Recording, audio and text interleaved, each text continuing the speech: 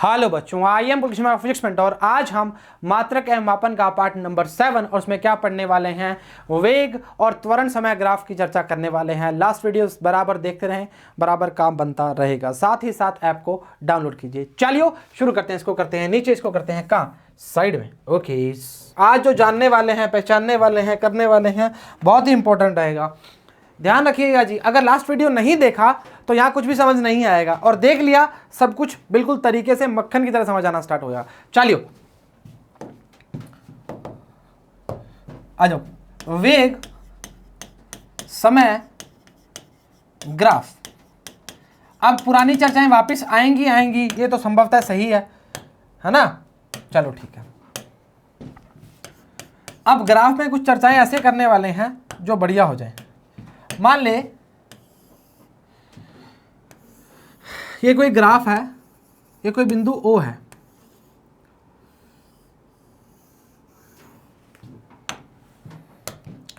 OABCD।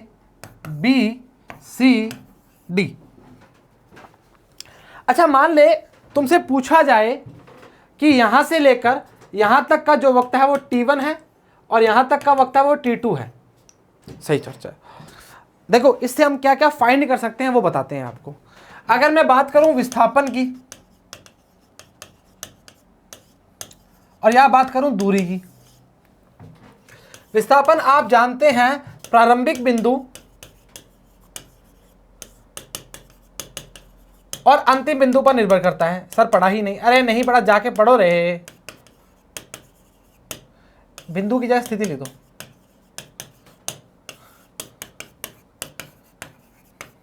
अरे बिंदु नहीं, बिंदु अच्छा नहीं लगता है, थोड़ा सा फिजिक्स पढ़ रहे ऐसे कोई जमा ही तुम तो। प्रारंभिक स्थिति और अंतिम स्थिति पर निर्भर करता है, इस तरह लिखो। अच्छा, समझ आता है। एक बात बताओ, विस्थापन जो होता था वो होता था शॉर्टेस्ट पाथ, मतलब सबसे कम पथ की बात करते थे, या हम उसको बोलते थे प्रारंभिक और अंतिम स्थिति की बात करना स्टार्ट करो। दूरी होती थी कि दूरी में क्या करते थे हम, लंबा पथ भी तय कर लेते थे, वो दूरी कहलाता था। सही चर्चा है। तो हमें विस्थापन जो है कम से कम चाहिए। सही चर्चा है। अच्छा, अगर मैं इसको त्रिभुज का क्षेत्रफल बोलूं, मान लो एक बार इमेजिन करो, ये त्रिभुज मान लिया, इसका क्षेत्रफल प्लस इसका क्षेत्रफल, तो क्या निकलेगा। या ऐसे बोलो, अगर हमारी इस टर्मोलॉजी में यूज करना चाह रहे हो तो तुम बोलोगे 0 से T1 की बात करो, T1 से T2 की बात करो। वाकिफ हो? अरे भाई समझ, अगर मैं बोलूंगा यहां से लेकर यहां तक की बात करना चाह रहे हो तो आप दूरी की बात करोगे। सही चलेगा। अब आपके मैथमेटिक्स में क्वेश्चन कैसे होता था कि इस छायांकित भाग का क्षेत्रफल ज्ञात कीजिए। अरे सर ये तो याद ही है। तो मैंने क्या बोला, अगर 0 से T1 और T1 से T2, और अगर इसको संक्षिप्त शब्दों में बोल दूं मैं, OAB का क्षेत्रफल प्लस BCD का क्षेत्रफल। कहानी खत्म, खेल खत्म। ऊपर लिख दिया पर समझ जाइए। ये क्या लिखा था, ओ, ये क्या आ जाएगी, दूरी आ जाएगी, और बीच में माइनस लगते ही क्या आ जाएगा, विस्थापन आ जाएगा। कहानी खत्म। सर दिमाग से ऊपर से निकल गया। बेटा एक बात समझ, ये दिमाग में पल्ले बांध ले कि विस्थापन कम, दूरी ज्यादा, ऐसा। हाँ, एक स्थिति ये हो सकती है, अगर मैं बोलूं कि 0 से T1 की बात करना चाह रहे हो, यहां पर विस्थापन भी सेम होगा, दूरी भी सेम होगी। काहे? अरे ऐसा बोल सकते हैं कि यहां तक की बात करना चाह रहे हो और कोई चेंजेस नहीं कर रहे, मतलब किसी भी वेग के चिन्ह में परिवर्तन नहीं कर रहे, तो दूरी और विस्थापन बराबर रहेंगे। समझो, अगर वेग परिवर्तित, चिन्ह बोल देना बीच में, नहीं कर रहे, तो विस्थापन और दूरी क्या हो जाएंगी, बराबर हो जाएंगी। इसको थोड़ा ब्रीफली समझते हैं। जैसे मैंने बोला A पॉइंट B पॉइंट, कोई चक्कर नहीं, यहां से यहां तक की दूरी जो है वो 20 मीटर है। यहां से कोई बंदा चला, खपच खपच, यहां तक पहुंच गया। सही चर्चा। यहां से लेकर यहां तक, चाहे दूरी की बात करो, चाहे यहां से लेकर यहां तक विस्थापन की बात करो, सेम ही रहेगा। सर समझ तो आया, पर कुछ लोचा हो रहा है। आ जाओ मेरे पास। बिल्कुल भूल जा सब चीज़ें। समझ, ये तुम्हारा घर है, ये तुम्हारा ट्यूशन का घर है। तुम एक ही रास्ते से जा रहे हो और उसी रास्ते से आ रहे हो। तुम वापस घर पहुंच गए, विस्थापन 0। तुम यहां से लेकर यहां तक गए, कुछ दूरी तय करी, और यहां से लेकर यहां तक विस्थापन और दूरी क्या होगी? बराबर होगी। बीच में कुछ ने तुमने कोई वेग परिवर्तन नहीं किया, चिन्ह में कोई परिवर्तन नहीं हुआ, बिल्कुल स्टेबल चलते रहे। सही चर्चा है वाकई, इसमें इससे आसान कुछ भी नहीं हो सकता भाई। क्षेत्रफल के बारे में बता चुके हैं। अब ये वाला पॉइंट जो है इसको हम कवर करते हैं पहले, फिर हम जो हमारे ग्राफ आने स्टार्ट होंगे उसको कवर करेंगे। ग्राफ एक्चुअली हमने पहले भी बता चुके हैं लास्ट लेक्चर में, इस लेक्चर में भी वही सेम ही आएंगे। चलो ठीक है। समय के साथ वस्तु के वेग में परिवर्तन को वेग समय ग्राफ द्वारा व्यक्त किया जाता है। इस ग्राफ के समय को x अक्ष पर और वेग को y अक्ष पर लेते हैं। ठीक है, इसमें क्या दिक्कत है पता ही है। तो v इक्वल्स टू dx/dt क्या बोलते हैं?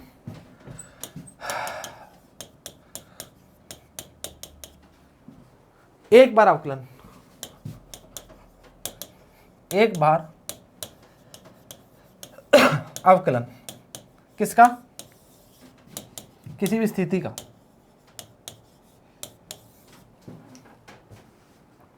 पोजीशन का।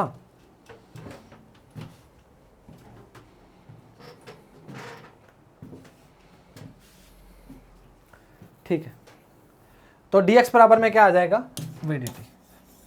ये इसको समाकलित किया हुआ है। अतः किसी समय अंतराल में कण का विस्थापन वेग समय ग्राफ आकृति क्षेत्रफल के बराबर होती है, जो हमने बताया क्षेत्रफल के लिए। मान ले OAB BCD की बात कर रहा है, ये 0 है, ये T1 है, ये T2 है, मतलब O बोल सकते हो।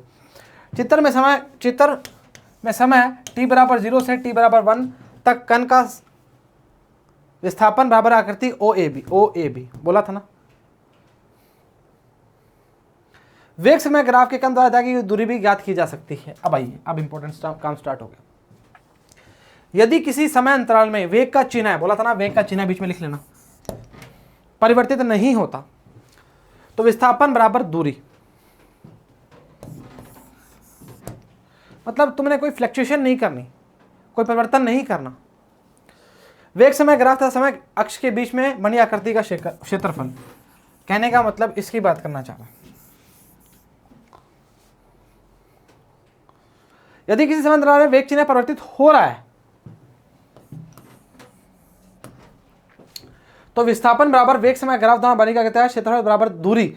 वेग समय ग्राफ आकृति का कुल क्षेत्रफल t बराबर 0 से t बराबर t2 तक का कण का विस्थापन, बीच में क्या आ जाएगा? माइनस आ जाएगा।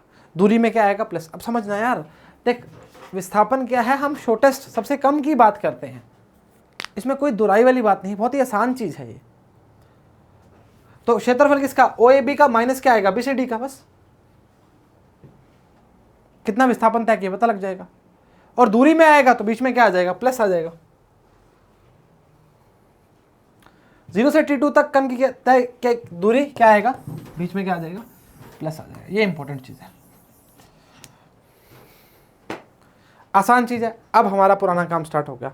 देखो ये काहे बताया है, क्योंकि कई बार क्या होता है, इस तरह के प्रश्न आ जाते हैं कि आपसे पूछा जाएगा कि T1 तक हमें वैल्यू विस्थापन की बताइए, T2 तक हमें दूरी बताइए, T2 तक विस्थापन बताइए। तो आप क्या करेंगे? इन दोनों का क्षेत्रफल निकाल के माइनस कर दोगे तो विस्थापन आ जाएगा, प्लस कर दोगे तो क्या आ जाएगा? दूरी आ जाएगा। इससे आसान कुछ भी नहीं मिलेगा आपको। वेग समय ग्राफ आ जाओ।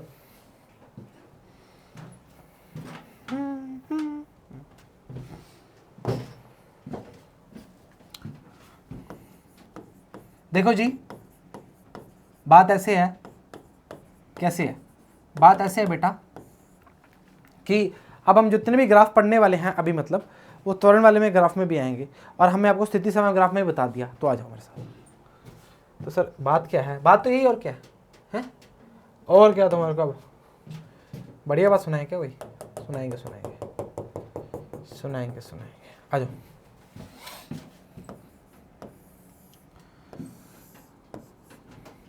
अरे यार क्या मतलब, देखो डायग्राम से हमें बहुत ही प्रेम है, और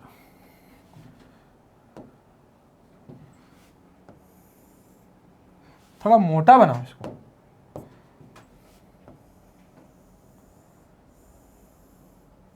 ये बात सर बढ़िया करी आपने।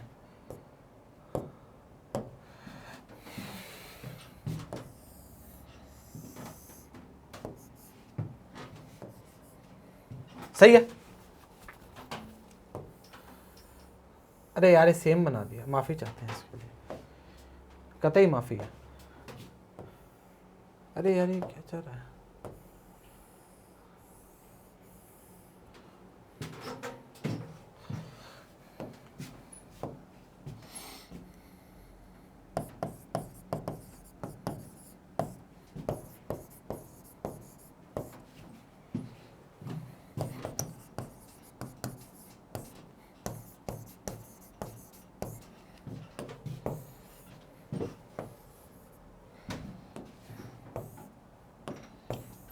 नहीं हटा के ना बता रहा हूँ उसको।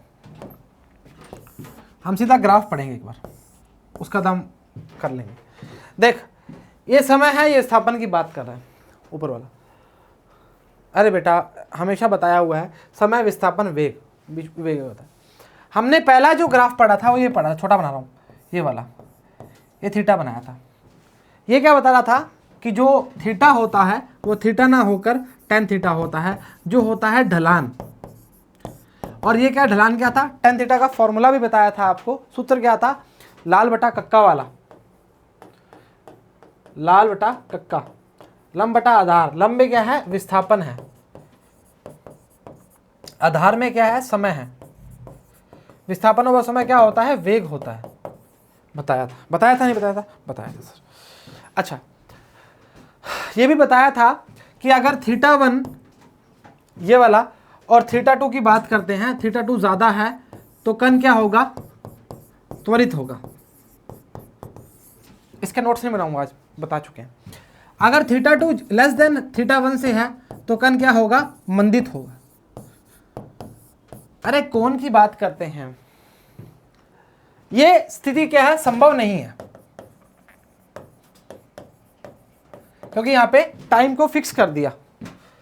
ये थी स्थिर की बात करती थी। ऐसा क्यों बोला? ऐसा इसलिए बोला क्योंकि इस पे वेग क्या है? बिल्कुल नियत है, नियत में खोट। ठीक है, हो गया। तो हमने क्या बोला? समय विस्थापन की बात कर रहे हैं। विस्थापन चेंज नहीं हो रहा, एक समान है।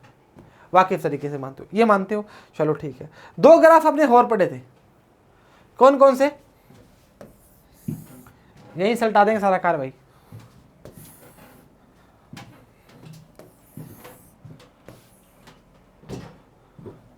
इसमें जो थीटा टू है वो ज्यादा है थीटा वन से।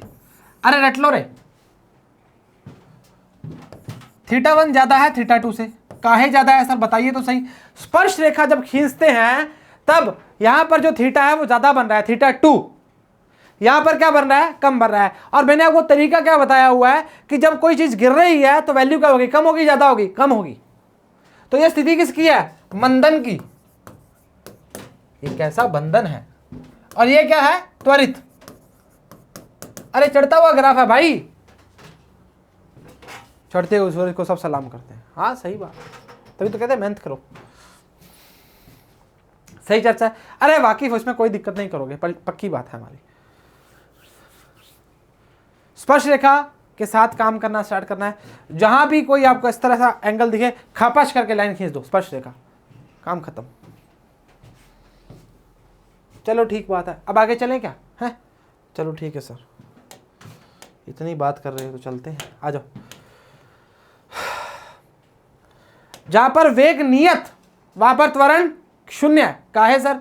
क्योंकि वेग में परिवर्तन अपॉन समय की बात करते हैं। परिवर्तन क्या आएगा? v2 माइनस v1, दोनों तरफ वैल्यू क्या आएगी? v माइनस v, मतलब जीरो की बात करना चाहेंगे। सही चर्चा है, ये थर्ड लेक्चर में ही बता दिया था। वक्र का ढलान थीटा बराबर 0 डिग्री की बात कर रहा है, और tan 0 की वैल्यू क्या होती है? 0 तो होती है। a बराबर 0, v बराबर नियत की बात करेगा। समय x के समांतर यह प्रदर्शित करती है कि गतिमान कण का वेग क्या है? नियत है। खचक।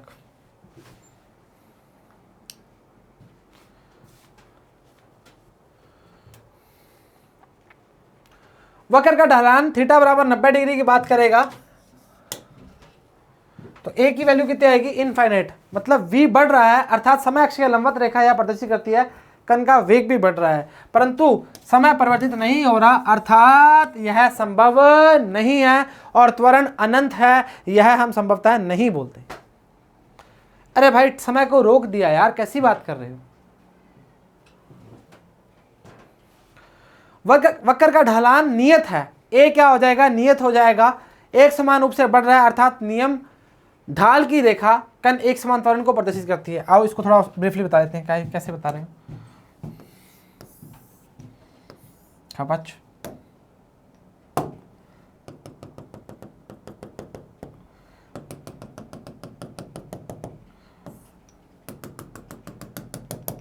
देख 0 1 2 3 1 2 3। अब कैसे भी किसी भी तरीके से आ जा, एक समान समय पर एक समान दूरी या विस्थापन की बात कर सकते हो। विस्थापन बोलो ज़्यादा बेटर है।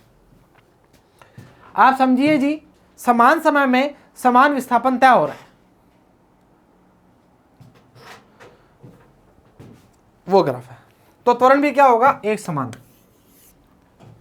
त्वरण था क्या, याद करो कि सर हम समान समय के अंदर समान विस्थापन की बात कर रहे थे, तो वो क्या था, समान वेग की बात कर रहे थे, वो क्या था, त्वरण था। तो यहां पर वही तो बात बोली है।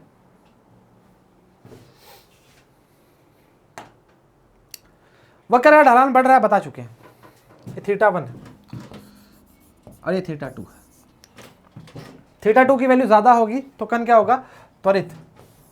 वक्र का ढलान बढ़ रहा है, त्वरण बढ़ रहा है अर्थात वेग अक्ष से झुकी हुई वक्र रेखा वस्तु में बढ़ते त्वरण, माफी चाहते हैं इसके लिए, क्षमा के प्रार्थी हैं हम, वत्स माफ कीजिएगा बढ़ते त्वरण को प्रदर्शित करती है, घटता नहीं है राजा, हो जाती है मिसप्रिंट की बार, नादान है।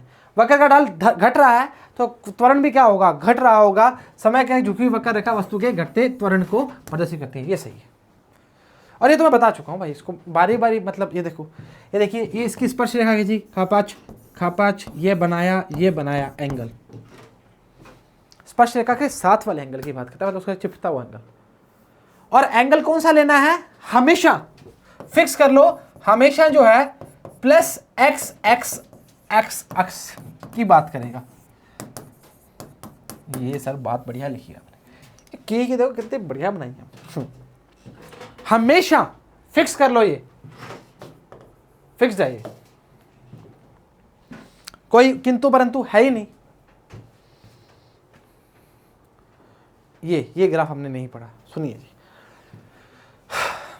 पर हमने बताया हुआ है कि जब थीटा का वैल्यू, कोण का मान 90 डिग्री से कम होता है तो वैल्यू क्या आती है, धनात्मक या ऋणात्मक, धनात्मक। तो त्वरण क्या आएगा, धनात्मक तथा नियत होगा, लेकिन कण का प्रारंभिक वेग क्या है, यहां से स्टार्ट करना है। देख अब देखिए, समझ, ये क्या है, प्लस का x, ये क्या है, माइनस का x, ये क्या है, प्लस का y, और ये क्या है, माइनस का y। कण तो कहीं से भी चल सकता है ना भाई, मर्जी है। तो यहां से चला +1 +2 +3 +4, -1 -2, यहां चला, तो इसकी स्थिति स्टार्टिंग में क्या है, माइनस है। मैंने क्या बोला था, इस तरह की जो लाइनें आएंगी हमेशा धनात्मक, और इस तरह की जो लाइनें आएंगी हमेशा क्या, ऋणात्मक। चेक कर सकते हो। अब आगे है, सॉरी, नियत है, <90 है, त्वरण अभी भी धनात्मक है, और कण का प्रारंभिक वेग क्या है, धनात्मक है, +x से चल रहा है, देख ले, +y से, सॉरी, समझ मान रहा है, पक्की बात है। चलो ठीक है,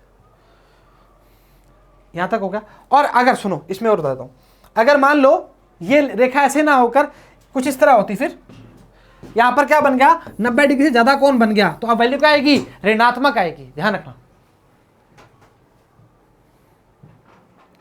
वापिस बोल रहा हूं, इस तरह की जो लाइनें आती हैं हमेशा, फिक्स है ये भाई, ट्रिक है ये एक्चुअली। इस तरह की जो लाइनें आती हैं वो पॉजिटिव की बात करता है, और इस तरह की जो लाइनें आती हैं खचक खचक खचक, वो क्या है, नेगेटिव की। काहे नेगेटिव है, क्योंकि प्लस एक्स एक्सिस जो हम जो कोण लेंगे उसका वैल्यू जो आएगा 90 से ज्यादा आएगा।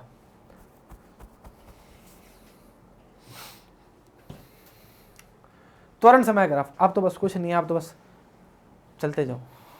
समय के साथ वस्तु के त्वरण परिवर्तन को त्वरण समय ग्राफ कहते हैं। एक्स अक्ष पर तथा वाई अक्ष पर त्वरण अक्ष लिया जाता है। एक्स एक्स समय और वाई पे त्वरण लिया जाता है, ठीक है ना, वाई एक्स त्वरण। बस 3-4 स्लाइडें खत्म हो जाएगा। सेम चीजें देख लो, वो आ गया, अधिक कोण आ गया। वस्तु ऋणात्मक त्वरण से गतिमान है क्योंकि थीटा की वैल्यू ज्यादा है 90 से, बता चुके हैं जी। अधिक कोण अभी तो बता के आऊं जी, प्रत्यक्ष को प्रमाण की आवश्यकता नहीं होती त्वरण और समय के लिए। ये तो 3-4 ही हैं। धनात्मक त्वरण की, अब इसमें कोई दिक्कत करोगे नहीं, क्योंकि यहाँ पे प्लस की बात कर रहा है, त्वरण क्या है, धनात्मक की बात कर रहा है। न्यून कोण है, न्यून कोण जहां आएगा वहां धनात्मक, अधिक कोण जाएगा ऋणात्मक। रट लो, ये देख लो, अगर इस तरह का घेरा आता है और आपको यहां से यहां तक पूछता है तो आप क्या बनोगे, इसके यहां पे इस तरह से करके यहां का क्षेत्रफल निकाल लोगे। सेम वही चीज है, कोई दिक्कत थोड़ी करोगे, आसान चीज। सही चर्चा है, चलो ठीक है। अब अगला स्लाइड निकालें, अगली स्लाइड मतलब इस तरह से नहीं बताएंगे भाई। महत्वपूर्ण बिंदु,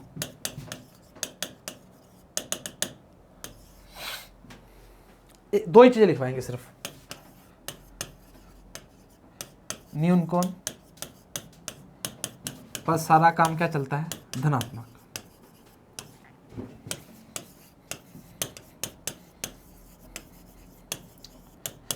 अधिक कोण पर ऋणात्मक। इसका जो डायग्राम बनता है वो किस तरह बनता है, थीटा।